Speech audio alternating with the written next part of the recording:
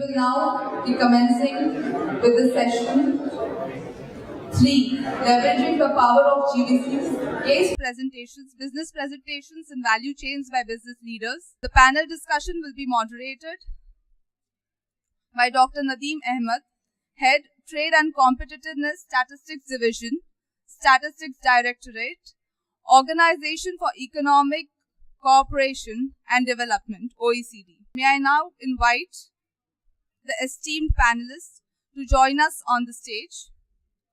Mr. Pramod Sant, Vice President, Head of Export, Imports and Customs, Cements, India. Mr. Sheikh Fazil Fahim, Senior Vice President, Federation of Bangladesh Chambers of Commerce and Industries. Mr. Jahangir bin Alam, Secretary and CEO, India-Bangladesh Chamber of Commerce and Industry. Mr. Jueda Khiar, General Secretary, National Investment Development Agency, Algeria. Mr. Mandar Vaidya, Vice President, India Purchase and Global Category Manager, Group Purchase, SKF Bearing. Mr. Rajesh Satam, Joint Director, Texprosil. Dr. Rahul Valavalkar, President and MD, Customized Energy Solutions India and Executive Director, India Energy Storage Alliance and Vice Chair, Global Energy Storage Alliance. Mr. Sobins Kyriakos, Head of Southern States, National Skill Development Corporation. Ms. Anaga Mahajani, General Manager and Head, Program Research and Monitoring, Ambuja Cement Foundation. Ms. Bishwajita Mishra, Head Account Management, Global Sales, Amazon India. Mr. Christian Salomon, CEO, Techint India. And Mr. Sanjay Tiwari, Global Head of Sales, Maersk Trade Finance. So welcome back, everybody. This is perhaps the most important session that we've had, I think, in the last day and a half. I think because ultimately the whole point of this is to bring together, if you want, experts who've been doing global value chains, who've been actually integrating and exposing themselves to it. And this is an opportunity, I think, to share from emerging, developing and best practice on the field, and then perhaps to have an exchange of views. And so the other reason I'd like to keep timing down to short is that the floor has enough time to answer questions. So, without further ado, I'm going to begin by asking Dr. Rahul Walwalkar to come to the floor first. I'm going to deviate a little bit from the ordering that's here because some have asked me if they can move up the field a little bit so they can leave earlier. Dr. Nadeem and all the audience. So I'll definitely try to meet the 6-minute deadline, or I'll try to beat it if possible. I'm just going to elaborate with some examples on the opportunities on energy storage which I talked about in the earlier session. So one of the things which is changing now in the energy storage sector is scale of manufacturing. Traditionally, lead acid has been the dominant technology, and globally there is more than 100 gigawatt-hour of manufacturing capacity already there. In fact, India is one of the leading countries in terms of manufacturing of lead acid batteries. But when you look at number of new technologies such as lithium-ion batteries or flow batteries or sodium-based batteries, the manufacturing base is just now getting set up. With lithium-ion batteries, now globally we have somewhere around 50 plus gigawatt-hour of manufacturing. And it is expected that in next 3 to 5 years, around 200 gigawatt-hour of new manufacturing will be built around the globe. So here is just an example of one of the famous gigafactories, which is the Tesla Gigafactory, which is getting built in Nevada. It is going to be, when it is fully completed, more than 40 gigawatt-hour of annual production capacity under a single roof for manufacturing. So here is some of the new manufacturing being set up around the globe. As expected, China is leading the way. China already has more than 50 gigawatt-hour of annual production capacity, and just China itself is looking at adding 200 gigawatt-hour of new production capacity in next 3 years. Whereas US and Japan, Korea, as well as Europe, each of them have somewhere between 10 to 40 gigawatt-hour of manufacturing capacity of its own to serve the local purpose. India is expected to become one of the biggest markets for these type of technologies, mainly being driven by the reduction which is happening on the capital cost. So in last 5 years, prices have come down significantly from more than $800 per kilowatt hour down to less than $200 per kilowatt hour. And when you talk about the opportunities for manufacturing, there are opportunities right from cell manufacturing to module manufacturing. There is opportunities for battery management system or energy management system, which involves the software components, and then entire system level design and system integration. So in terms of the entire manufacturing process, there are a number of opportunities which are there. The entire process gets from the raw materials to processing the materials, making the electrodes, plating those electrodes, creating the cells, testing those cells, making the modules, pouches, and then the entire system. So it's a complete integrated value chain. And as the Indian manufacturing capacity builds, there could be opportunities where different people can come involved in different stages. So for example, already this year, more than 1 gigawatt hour of module making capacity is being made available in India, where they will be importing entire cells. Going down, maybe 2 years down the line, India may be importing some electrodes and start making cells in India. And if the market picks up, you can have the entire value chain getting manufactured right in India, which is a priority for Indian government. Next slide. So there are significant considerations for safety, recycling, and this is again a great opportunity because already with cell phones, with laptop batteries, there are significant number of lithium-ion batteries and cells which are available in the market, and there are opportunities for second life usage. Because with lithium-ion batteries, there are opportunities where you can recycle those batteries, and before even actually you do the recycling at a cell level or material level, you could use the individual cells, test them, and if they are good enough, you can use it for different applications.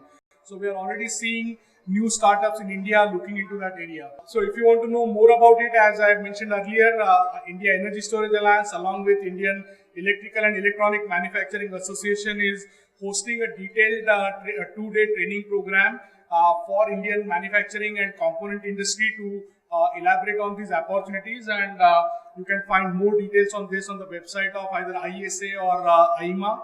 We will be there at the Elecrama, which is being held next month in Noida. So please feel free to reach out to us. Next slide. And join more than 80 companies who are part of this transformation. Just as an announcement, Indian government is on verge of launching a national energy storage mission. So similar to the national solar mission, which was launched around 6 years back, MNRA currently has already started work on creating the national storage mission. The first meeting happened earlier this week, and if everything goes well, by 20th of March at the RE Invest conference, national energy storage mission will be unveiled, and domestic manufacturing is a key aspect of that. And as IESA, we have set our vision that by 2022, India should not be just a market, but it should be a global leader for R&D and manufacturing of advanced energy storage technologies. Thank you. That was only 11 seconds over, so well done. We'll now move straight to the next speaker, and on the list that I have here, it's Mr. Pramod Sant, the Vice President of the Head of Export and Imports. The Siemens, which is a multinational, just to give a background that we are close to 90 billion company across the globe. We say that we are in most of the countries. After Coca-Cola, we are in almost all the countries, and close to around 450,000 people across the globe. What is in India about Siemens is that in Siemens is in India for 150 years, and we are a deep-rooted company in India where we have close to 22 manufacturing plants. So no multinational has got so many manufacturing sites in India, employing close to around 20,000 people, and into various areas. We are into various areas which are mainly electrical and electronics, power generation services, then the industrial automation, building technology, wind, healthcare. So these are our areas. And how from this we are looking into global value chain, I will try to cover this in few minutes. So these are all the areas which are high tech, and all this belongs to all these areas in which we are there. They finally touch the customers into various areas. When there is some cement company or a steel company or a textile company, we provide automation to them. Similarly, healthcare, if you are going to hospital and there is some CT or MRI test which needs to be done, or the clean energy, wind energy, we are into that. So all these areas belong to us. Now what happens in global value chain, we employ various techniques in which there are various models that some of the global value chain we use for our own internal consumptions. Similarly, some of the global value chain, we encourage the local industry or the MSME to supply to within India and globally also. So if you look at, we call it as India is still a developing country, but which is, I will not agree on that, because you are able to contribute into all the areas of R&D, development, design, technology, manufacturing, as well as the distribution also. So whatever is written in global value chain theory, we try to implement it with various ways. And how we do that? I have selected the 3 verticals. The first is the engineering, product development and software development. So we have a power generation. Everybody is aware of power generation and how it is important. So we have close to, in power generation, 1500 people who do a designing for power plants sitting in India for global. So this is one of the very good example of global value chain. Similarly, we have the software and the product innovation areas. So they do a new product innovation or value or a development of our products sitting in Bangalore, Gurgaon, Pune, into various areas. They touch into your healthcare area, they do into industrial automation. So this is one type of global value chain which we use. Another is the manufacturing. So one part of a high tech is you develop products, you do R&D, second is you do manufacturing. The manufacturing is where we involve the MSME and other people. So we make products, some products in India which are distributed globally. So where there is a lot of chance of supplying the mechanical parts, plastic parts, turn parts, as well as the electronic components and their assemblies to the Siemens, and which finally become a part of global value chain and get exported. Another very important area which is getting developed is the service exports, where we have many repair centers or repairing areas. For example, in-house we do globally the turbines where they find some quality problem, they come back to India, we do repairing. But at the same time, a lot of electronic products, we have repair centers where the products are globally coming for repairing in India, and they are repaired and then they sent back. Similarly, the BPO, the third service part, where we have a department which helps to do a procurement from India, which is used globally. So any of the suppliers, if Siemens Germany or USA is looking for some supplier, we try to locate in from India where it is a cost benefit. So our team helps them to locate the source, ensure the vendor registration, how to do, what quality standards we are looking for, and help to develop that vendor who become a part of global value chain. Similarly, in order to also generate this service as a global value chain, we do for globally many of the world parts Siemens, we do their HR activities, we do their procurement, we do their salary, etc. So this is how the Siemens is helping into a global value chain, where there are a lot of opportunities, even though everybody will be worried that how the multinational will be helping MSME, but not many MSMEs have come along with us. They have become our repair center, they have become our service or ancillary industries, we call it as service partner, and they are doing wonderful job. So these are the few examples as to what multinational can do in global value chain for MSME. Thank you very much. A big round of applause, please. That was 5 minutes, 20 seconds. Excellent. And we had a lot of information. Thank you very much. We'll move straight on to the next presenter, Mr. Sheikh Fazl Fahim, the Senior Vice President of the Federation of Bangladesh Chambers of Commerce and Industries. The floor is yours, and the clock will start soon. Thank you for having me. Today we're going to share with you a little bit about the Bangladesh prospects, some of the economic indicators and social indicators over the last 10 years, trade potential and investment areas, and mutual trade prospects scope of the value chain. According to the PricewaterhouseCoopers, Bangladesh will be the top third fastest growing economies by 2030, along with India and Vietnam, 23rd largest economy by 2050. Bangladesh achieves Ba3 Moody's rating and BB Standard & Poor's rating, with stable outlook for the 8 consecutive years. Goldman Sachs puts Bangladesh at the next 11 countries to watch after BRICS. And JP Morgan puts Bangladesh in the Frontier 5. Whilst we're waiting for the PowerPoint to be sorted out, Jahingar bin Alam, who's the India-Bangladesh Chamber of Commerce and Industry Secretary and Chief Executive Officer, will kindly take the floor because he hasn't got a PowerPoint presentation. So hopefully it'll be resolved by the time the end of his presentation. So please, Jahingar, the floor is yours. Good afternoon, ladies and gentlemen. This is Jahangir bin Alam, Secretary and Chief Executive Officer of India-Bangladesh Chamber of Commerce and Industry, Bangladesh, Dhaka. My paper is on success of value chains, lessons from ASEAN. The concept of value chain was first introduced by Michael E. Porter of Harvard Business School. Porter, who was also developed 5 forces model that enabled many business and companies to figure out how well they can compete in current marketplace. First discussed the value chain concept in his book Competitive Advantage, Creating and Sustaining Superior Performance.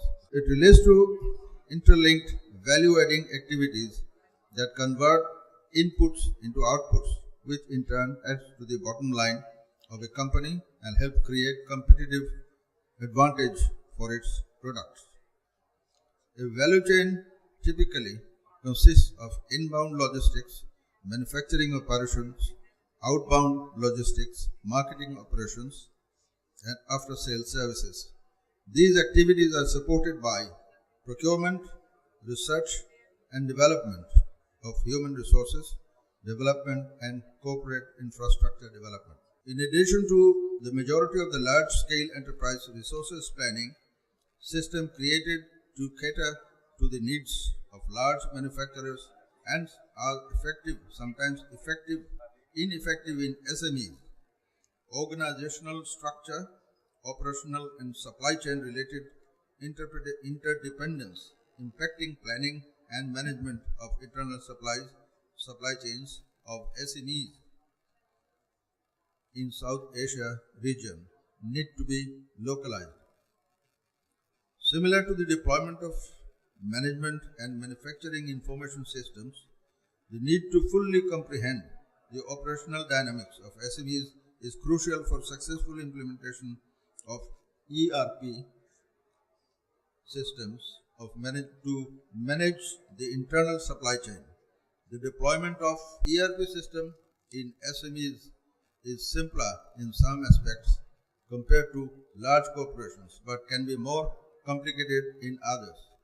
In recent years, several big and medium-sized manufacturing enterprises of ASEAN member states, especially Thailand, Malaysia, Singapore, and Vietnam, have achieved exceptional economic growth by pursuing value chain method of production management.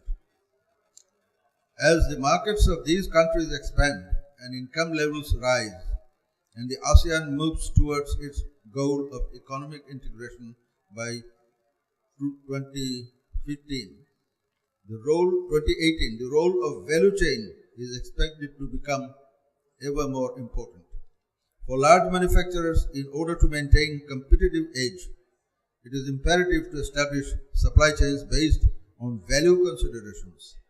To this end, creation of an industry cluster in the vicinity of large manufacturing units has proved successful in many developed and developing countries. Renowned large and medium corporations of ASEAN member countries bear testimony in this regard. In this era of globalization, creation of demands depends on the ability of SMEs to improve their efficiency and productivity and to adapt to and be flexible as regards market, product, technology, management, etc. As the era generates larger market opportunities, individual SMEs are often unable to capture these opportunities that require internal and external networks and horizontal and vertical internal cooperations, inter-firm cooperation. SMEs in industry clusters act as supply chains for outsourcing of cheaper inputs, including human resources, by large manufacturing units. It is not necessary that such clusters are created to benefit large industries or any particular country, within its geographical boundary. Rather, their presence in the neighboring countries of the region could be beneficial for all stakeholders, irrespective of the industry's geographical locations, as has been proved fruitful in countries of ASEAN and other regional blocs in this regard. SAARC countries could learn a lesson from ASEAN. However, for the purpose and in order to lift the level of local intra-SAARC trade from current dismal state of 5% to at least 30%, it is imperative on the part of the governments of the region to put in place appropriate policy frameworks addressing following key issues. I better finish here. Thank you very much. Thank you very much. So, hopefully the PowerPoint is working. It's working? Okay, so can we return back to Sheikh Fazl Fahim, and we'll return to your presentation. Thank you very much. Bangladesh today is the fast-growing economy with consistent GDP of growth of over 7% in the last 3 years. We are the largest producer of raw jute, the best environmentally friendly fiber, second largest apparel exporter, fourth largest rice producer, fifth largest freshwater fish producer, and we hold the 3% of the global leather market.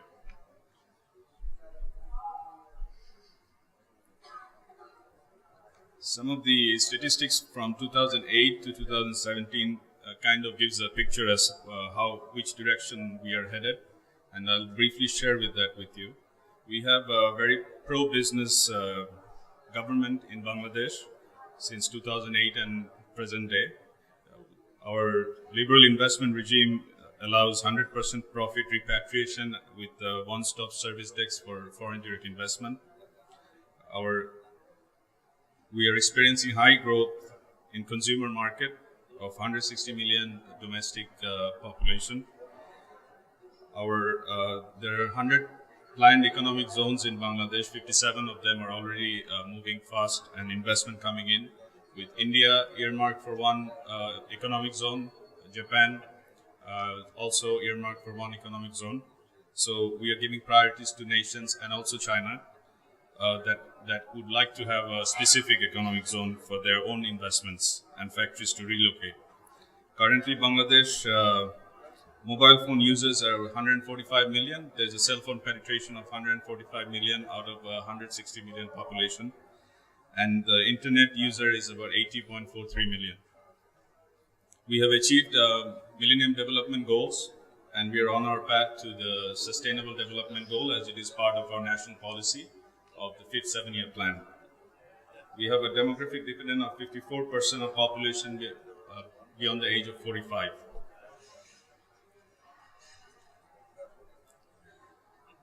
Real GDP growth rate has increased significantly since 2008, jumping from 6% to 7% plus, and is expected to increase further to 8% in the next 3 years.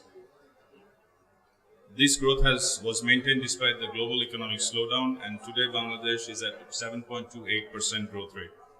The GNI per capita increased from 676 to US $1,610, 2.4 times from 2008 to 2017, which is a big achievement for Bangladesh, finally entering the lower middle income threshold. Our poverty back in 2008 and 9 was around 35.1%. Today it is around 22.1%. The sector-wise contributions. Agriculture contribution to GDP is gradually decreasing due to lower dependence on primary raw material-based industries, and definite progress can be seen in the industrial and service sector. Service sector continues to make the largest contribution to GDP, with industrial sector achieving the highest growth.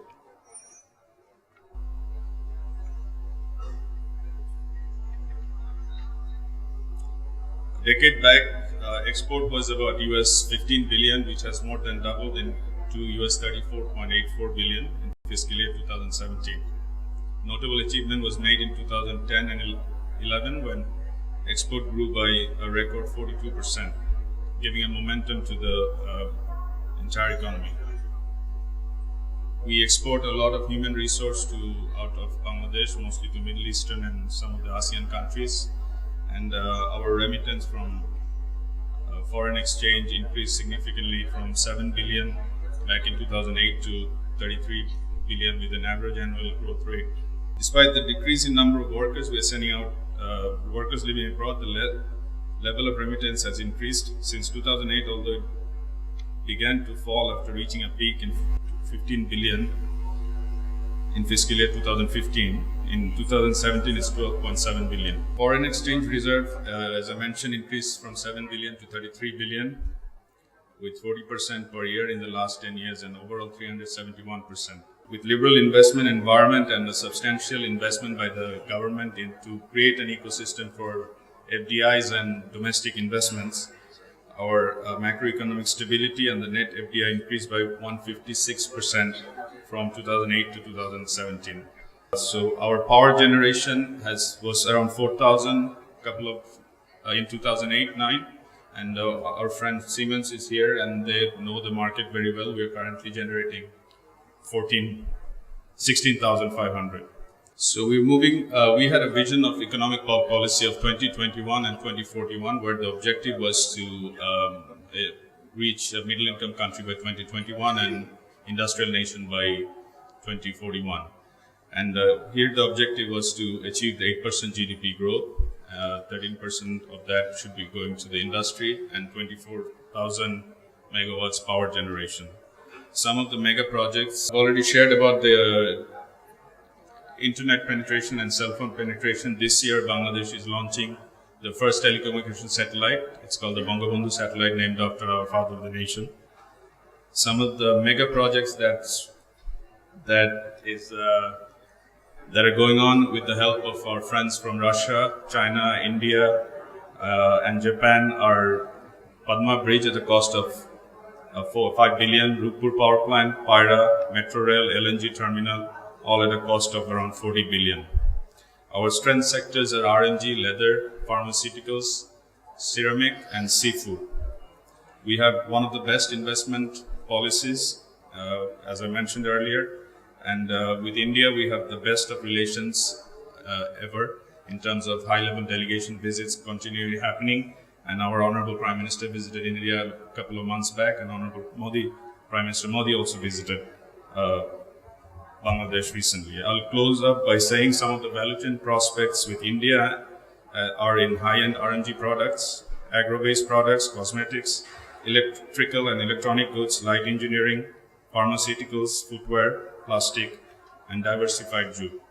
Thank you very much for allowing me. Thank you very much, Sheikh Basil. Thank you very much. We'll move straight on now to Mr. Mandar Vaidya, the Vice President of India Purchasing Global Category Manager, Group Purchase, SKF Bearing. The floor is yours. Thank you. Today I'm going to talk about how SKF is already a part of our global value chain and how we are helping our MSME partners to move up the value chain from being a local supplier to a global supplier. Most of you must have already known about what SKF is. Our vision and mission is a world of reliable rotation, and the mission is to be an undisputed leader in the bearings business. Why am I showing these slides? This is just to establish that even though we are more than 110 years old company, we started to be part of the global value chain right almost after the inception of the company. We have a turnover of almost 60,000 crores, 48,000 plus employees, 115 factories in 29 countries, and our distribution network is in more than 130 countries. That means not exactly at the level of Siemens, but slightly below that. Three dimensions of our knowledge are: we are extremely global with a local presence, we have industry and application specific knowledge, and we have technologies which are around the rotating shaft. These are our technology areas. We are not only into bearings, because bearings is what we are known for, but we are also into seals, services, lubrication systems, and mechatronics. As a result of this, our solutions are everywhere. You can name the industry and we would be present. SKF in India, we started to be a global organization quite soon, quite fast actually. So 1923, SKF already started business in India, which is 16 years after its startup. Today, we have almost 2,800 crores of turnover, 2,600 plus employees and 6 manufacturing sites. We also have a global technical center in Bangalore where we provide global technical services to our other factories. We are, of course, invested for making in India. Our first factory started in 1965 in Pune. And then after that, we have gone ahead and installed factories in Bangalore, Ahmedabad, Haridwar, and now we have in Mysore also. Even though this is a simple slide, I just wanted to put it in front of all of you that we talk about supply chain, then we talk about value chain, and then we talk about global value chain. And as we go along, the complexities have been increasing continuously. And when we started thinking about what can we do for exports from India, from Indian suppliers, we said that we need to take them through this journey. What we have been doing is we have one quality commitment globally. We have one quality policy, one quality system, one standard for product, and one standard for all suppliers. Now, what it means for MSMEs, when a supplier is approved to be a supplier to say India, they are already an approved supplier to supply globally. Of course, the product approval comes later on, but they are already part of our global supply network. Our values and drivers govern everything that we do. Our drivers are, we want to grow with profit, we want to deliver quality to our customers, we want to innovate, we want to do this with simplicity and speed, and of course sustainability is our core. The values are of course high ethics, empowerment, openness and teamwork. Now, if I say that the suppliers are part of our global value chain, the expectations on suppliers are not different than what our values and drivers are. Expectations are of course code of conduct, and this is absolutely a yes or no sort of situation, that unless you are falling into our code of conduct, aligning with that, we don't do business with you. Quality, of course, the target is zero defect, on time, one price, and why I'm saying this is we want to have a standardized price levels, even if you're supplying from India or supplying anywhere else in the world. And of course, as it goes on, the supply chain costs, the duties, taxes, transportation, it's taken care of into the basic price. Our principle is local first, because as I said, when we move up the value chain, the complexities go up. And we don't want our suppliers to fail, because when you fail, we fail. So we take you through that journey of local to global. And we of course expect a continuous improvement sort of situation from our suppliers. What do we do? We have supplier development initiatives. Now, as I said, MSMEs typically are seen to be lacking into these things, and it's necessary to do some hand-holding with them. And once they get a hang of it, we have seen people saying that, okay, SKF, hang on, I know now what I need to do, I will take it forward now. So we have actually 5 suppliers like this who are doing all the improvements on their own. We do country level sourcing projects and we run supplier development programs. This is what I was talking about, the hand holding that we do. Global sourcing from India, as I said, once the suppliers are capable, we start to introduce them to our global factories. Through global contracts, local intervention is there till development, and then we say that the MSMEs should take over the supplies globally, because then they get a sense of pride when they are starting to export. What is the status? It may seem to be a small or a long journey for us, but today we export almost 43% of what we buy locally. So it's not a small number. And our suppliers supply almost to 17 different countries world over. Why did I say local first? The moment the capable suppliers come in, it's not only Indian volumes that they do. And you would see here, last slide. The business with India could be small, but their global business could be much higher. So, that's it. Excellent. Round of applause.